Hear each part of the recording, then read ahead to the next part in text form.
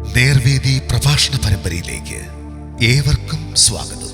സുവിശേഷകൻ കുഞ്ഞുമോൻ തോട്ടപ്പള്ളി ഇപ്പോൾ നിങ്ങളുമായി ദൈവവചനം പങ്കുവെക്കുന്നു. ശ്രദ്ധിച്ചാലും.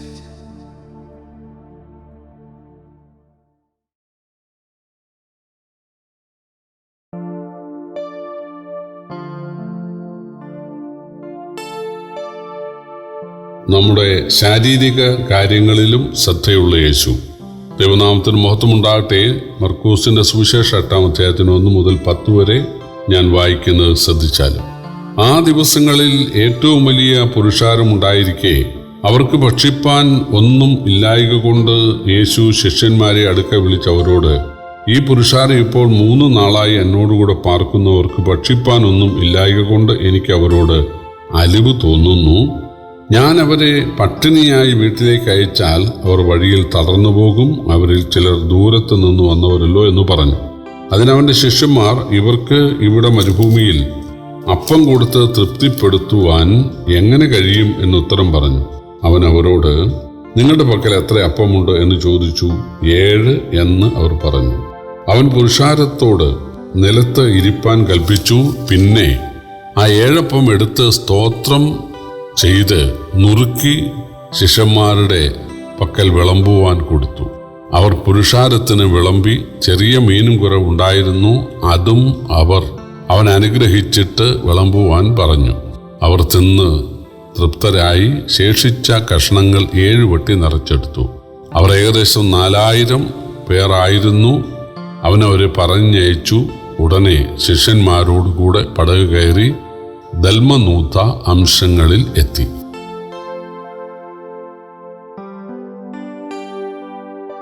നമ്മുടെ കർത്താവിൻ്റെ വചനം കേൾക്കാൻ ദൂരത്തു നിന്നും ആളുകൾ തിങ്ങിക്കൂടാനിടയായി. 1 ദിവസമല്ല, 2 ദിവസമല്ല, 3 ദിവസം അവർ ദൈവത്തിൻ്റെ വചനം ഇങ്ങനെ കേൾക്കുകയാണ്.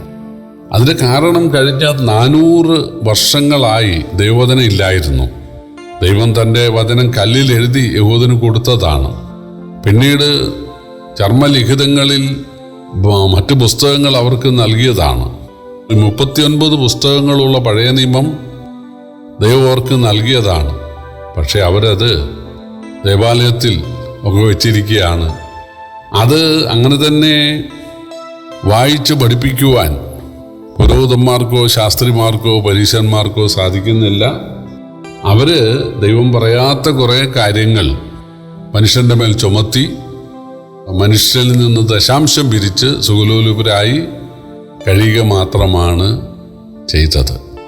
അങ്ങനെ ദൈവവചനത്തെ കാറ്റിൽ പറത്തി വിഗ്രഹങ്ങളെ ഒക്കെ ആരാധിച്ച് ജീവിക്കാനിടയായതിനാൽ വിഗ്രഹാരാധികളുടെ നാട്ടിലേക്ക് അവരെ വീണ്ടും അടിമകളാക്കി പറഞ്ഞയക്കുവാൻ ദൈവത്തിന് ഒരു മടിയും ഉണ്ടായില്ല.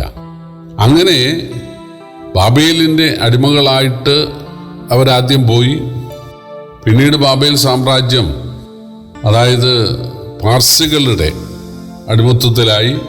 പിന്നീട് അലക്സാണ്ടറുടെ ഗ്രീസിൻ്റെ അടിമത്വത്തിലായി. അതിനുശേഷം ഇപ്പോൾ റോമ ഭരണത്തിൻ്റെ അടിമത്വത്തിൽ കഴിയുന്ന കാലത്താണ് യേശു വരികയും പ്രസംഗിക്കുകയും ചെയ്യാനിടയായത്.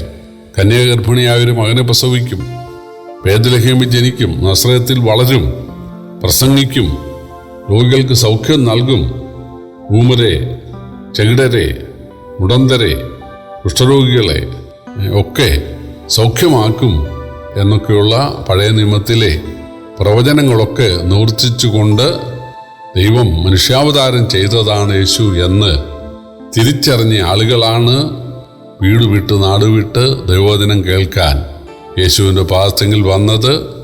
അവർക്ക് രാത്രിയും വിഷയമല്ല, ഉറക്കവും വിഷയമല്ല, അവർക്ക് ഭക്ഷണവും വിഷയമല്ല. അവർക്ക് വചനം കേൾക്കുക, വചനം കേൾക്കുക, വചനം കേൾക്കുക. ഞങ്ങൾ എന്ത് ചെയ്യണം? ഇതാണ് അനുഗ്രഹം അനുഭവിക്കാൻ ഞങ്ങൾ എന്ത് ചെയ്യണം? ഞങ്ങൾക്ക് എന്ത് തരുമെന്നല്ല. ഈ കാലത്ത് കുറേ ആളുകൾ ഇങ്ങനെ ബൈബിളൊക്കെ എടുത്തുകൊണ്ട് ധ്യാനങ്ങളൊക്കെ ഉള്ള സ്ഥലങ്ങളിൽ പോകാറുണ്ട്. അവർ ചോദിക്കുന്നത് ഞങ്ങൾക്ക് എന്ത് തരുമെന്നാണ്. ഞങ്ങൾ എന്ത് ചെയ്യണമെന്നല്ല. ഞങ്ങൾക്ക് രോഗസൗഖ്യം തരുമോ? ഞങ്ങൾക്ക് ജോലി തരുമോ? ഞങ്ങളുടെ മക്കളെ വിദേശത്ത് അയക്കുമോ? ഞങ്ങൾക്ക് കാറ് തരുമോ? ദൈവം ഞങ്ങൾക്ക് വീട് തരുമോ? ഇതാണ് ആളുകൾ ചോദിക്കുന്നത് ദൈവത്തോട്. മനുഷ്യനോടെന്നല്ല ഞാൻ പറഞ്ഞത്. ദൈവത്തിൻ്റെ അടുക്കൽ വരുന്നത് ദൈവം അവർക്ക് വാരിക്കോരി കൊടുക്കണം. അതിനാണ് പൗലോസ് മാനസാന്തരപ്പെട്ടപ്പോൾ ചോദിച്ചത് ഞാൻ എന്ത് ചെയ്യണം എന്നാണ്. നമ്മൾ അങ്ങനെയായിരിക്കണം. അതാണ് ദൈവം ആഗ്രഹിക്കുന്നത്. ഞാൻ എന്ത് ചെയ്യണം ദൈവമേ എന്ന് ചോദിക്കാൻ നമുക്ക് സാധിക്കണം. ഇവിടെ 3 ദിവസമായിട്ട് ആളുകൾ ഞങ്ങൾ എന്ത് ചെയ്യണം പറയുക, കർത്താവെ പറയുക, ഇനിയും പറയുക, ഞങ്ങൾ ഇനി എന്താണ് ചെയ്യേണ്ടത്, ദൈവാനുഗ്രഹം നേടാൻ ഞങ്ങൾ എന്താണ് ചെയ്യേണ്ടത് എന്ന് പറഞ്ഞ ആളുകൾ 3 ദിവസമായി വചനം കേട്ടിരിക്കുകയാണ്. അപ്പം യേശുവിന് അടുത്ത സ്ഥലത്തേക്ക് പോകണം. അതുകൊണ്ട് നമുക്ക് മീറ്റിംഗ് അവസാനിപ്പിക്കാമെന്ന് പറഞ്ഞു. ശിഷ്യന്മാർ സമ്മതിച്ചു. പക്ഷേ യേശു പറയുകയാണ്, ഇവരെ ഞാൻ ഇങ്ങനെ അയക്കുന്നത് ശരിയല്ല. അവർ പലരും ദൂരത്തുനിന്ന് വന്നവരാണ്. പോകുന്ന വഴിക്ക് അവൾ തളർന്നു വീഴും. വചനം കേൾക്കാൻ വന്നിട്ട് തളർന്നു വഴി വീണു എന്ന് വരാൻ ഇടയാകരുത്. അതുകൊണ്ട് അവർക്ക് ഭക്ഷണം കൊടുത്തു വേണം വിടാൻ. ശിഷ്യന്മാർ പറഞ്ഞു, ഈ മരുഭൂമിയിൽ എവിടെ ഭക്ഷണം കൊടുക്കും? യേശു ചോദിച്ചു, നിങ്ങൾക്ക് എത്ര അപ്പമുണ്ട്? അവർ പറഞ്ഞു, 7 അപ്പം. ആരോ യേശുവിന് കൊണ്ട് കൊടുത്തതാണ്. ഈ ശിഷ്യന്മാർ പറയേണ്ടിയിരുന്നത് മുമ്പ് കർത്താവ് 5 അപ്പവും 2 മീനും കൊണ്ട് 5000 പേരെ പോഷിപ്പിച്ച് 12 വട്ടം മിച്ചം എടുത്തതാണ്. ആ യേശുവിന് അത്ഭുതം പ്രവർത്തിക്കാൻ കഴിയും. കർത്താവേ, പണ്ട് 5 അപ്പം കൊണ്ട് 5000 പേരെ പോഷിപ്പിച്ചതല്ലേ, ഇവിടെ ഇപ്പോൾ 7 അപ്പമുണ്ട് ഇതാ എന്ന് പറഞ്ഞവർ യേശുവിൻ്റെ അടുക്കൽ കൊണ്ടുവരേണ്ടതാണ്. പക്ഷേ അവർക്ക് അതിനുള്ള വിശ്വാസം ഇല്ലായിരുന്നു. പുരുഷാരത്തോട് നിലത്തിരിക്കാൻ പറയുമ്പോൾ അവരിരുന്നു. കാരണം അവർക്കറിയാമായിരുന്നു യേശു ക്രിസ്തുവിന് അത്ഭുതം ചെയ്യാൻ കഴിയും. അവർ അനുസരണത്തോടെ ഇരുന്നു, വിശ്വാസത്തോടെ ഇരുന്നു. യേശു ആ 7 അപ്പം എടുത്ത് സ്വർഗത്തേക്ക് നോക്കി നെടുവീർപ്പിട്ടു. ദൈവമേ, നീ ഇതിനെ വർദ്ധിപ്പിച്ച് തരണം.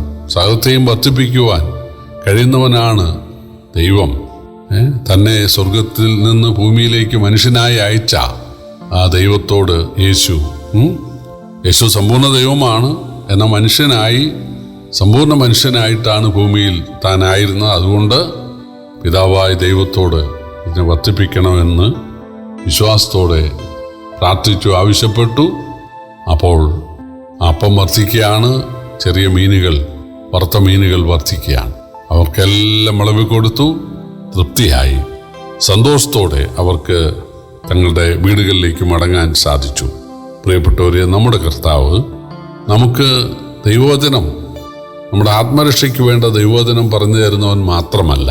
അതിനായിട്ടല്ല ദൈവം തൻ്റെ പുത്രനെ ഭൂമിയിൽ അയച്ചത്. യേശു ഇവിടെ വരുമ്പോൾ, ദൈവം മനുഷ്യനാകുമ്പോൾ, മുടന്തർ നടക്കാനിടയാകും, ചെകിടർ കേൾക്കാനിടയാകും, ഊമർ സംസാരിക്കാനിടയാകും, സകലവിധ രോഗികൾക്കും സൗഖ്യം വരാനിടയാകും എന്നൊക്കെയുള്ള വാക്യങ്ങൾ യെശയ്യാപ്രവചനം 32-ലും 35-ലും യെശയ്യാപ്രവചനം 53-ലും ഒക്കെ നമുക്ക് കാണാൻ സാധിക്കും.